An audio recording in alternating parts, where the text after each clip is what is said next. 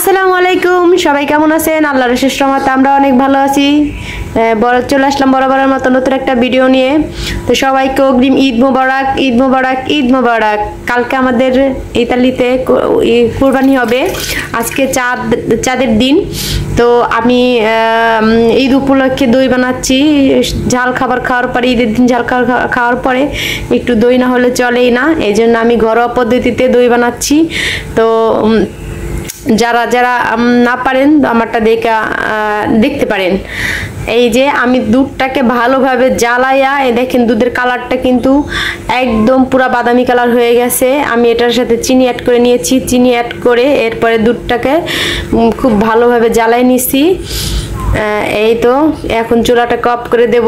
এরপরে দুধটা যখন কুসুম কুসুম ঠান্ডা হয়ে আসবে, মানে হালকা কুসুম গরম থাকবে, তখন আমি টক দই অ্যাড করব। তো সাথেই থাকুন, দেখতে থাকুন কিভাবে ঘরোয়া পদ্ধতিতে দই বানাবেন। তো দেখতে থাকুন। তো এই তো আমার দুধটা ভালোভাবে জ্বালানো হয়ে গেছে। চিনি দিয়ে আমি ভালোভাবে জ্বালাই নিয়েছি এবং এরপরে একটা পাত্রে ঢেলে নিলাম। যে পাত্রে আমি সেট করব দই, সেই পাত্রে ঢেলে নিয়ে হালকা কুসুম গরম দুধের মধ্যে এই যে আমি 4 টেবিল চামচ টক দই মিক্সার করে নিয়েছি। ভালোভাবে মিশিয়ে নেবেন, নালে কিন্তু কোথাও জমবে না। এই দুধের পরিমাণ অনুযায়ী আপনি, আমার 2 লিটার দুধের ভিতরে আমি 1 লিটার করেছি, 1 লিটার দুধের ভিতরে আমি 5 টেবিল চামচ টক দই মিক্সার করে ভালোভাবে মিশিয়ে নিয়েছি। এরপরে র্যাপিং পেপার দিয়ে পেঁচিয়ে সুন্দরভাবে একটা কম্বল দিয়ে ঢাকা দিয়ে দিবেন।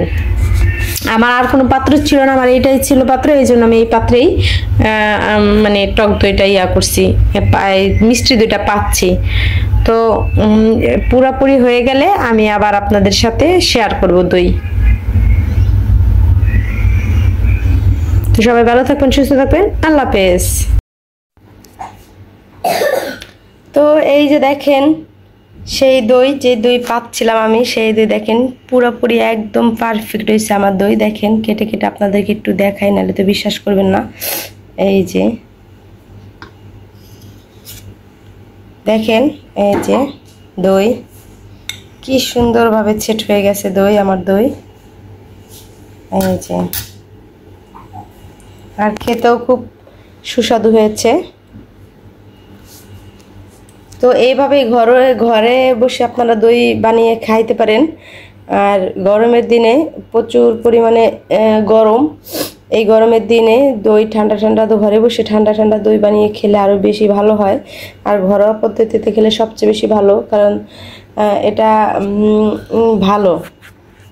বাইরে কী দিয়ে না কী দিয়ে বানায়, মনে টেনশন থাকে। আর ঘরে বসে এইভাবে ফ্যামিলিদেরকে দই বানাই খাইলে নিজের মনে একটা শান্তি পাওয়া যায়, আর হলো যখন তখন বানিয়ে খাওয়া যায়। তো সবাই ভালো থাকবেন, সুস্থ থাকবেন, আল্লাহ হাফেজ।